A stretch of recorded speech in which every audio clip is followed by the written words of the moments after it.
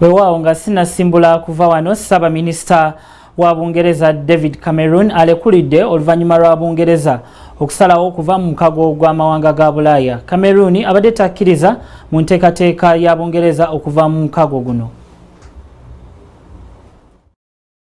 Oluvannyuma lw'eggwanga lya Bungereza okukuba akalulu ak'ekikungo okwabulira omukago gw'amawanga ga Bulaaya nga kagenze okuggwa nga Bungereza esazeewo okwabulira omukago guno. Kino kiviiriddeko Ssaabaminisita w'eggwanga lino David Cameron okulekulira. Cameron abadde musaale nnyo mu kuwagira ekiteeso kya Bungereza okusigala mu mukago gwa Bulaaya. Okusinziira ku bivudde mu kulonda, bannansi ebitundu 52 ku buli 100 be basazeewo Bungereza yeekutule ku mukago gwa Bulaaya, ate ebitundu 48 ku buli 100 be babadde bakyakiririza mu nkola y'omukago. Ssaabaminisita David Cameron abadde omunyiikaavu alangiridde mu butongole nga bw'alekulidde ekifo kino bw'ategeezezza nga Bungereza bw'ebadde ey'amaanyi mu mukago guno naddala mu kusalawo ku by'obusuubuzi nti wabula abadde alina okuwa ekitiibwa okusalawo kwa bannansi. But in my view, we should aim to have a new Prime Minister in place by the start of the Conservative Party conference in October.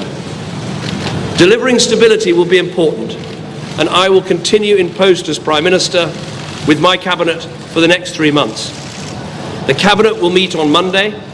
The Governor of the Bank of England is making a statement about the steps that the Bank and the Treasury are taking to reassure financial markets. David Cameron amaze mu bukulembeze bwa Bungereza emyaka 6 nga ne bannakibiina kya Conservative Party abatunuuliddwa mu kumuddira mu bigere kuliko Mike Gove ne Boris Johnson ngono yaliko meya w'ekibuga ekikulu London. Stephen Tugarugayo, Kingdom TV, amalindirire.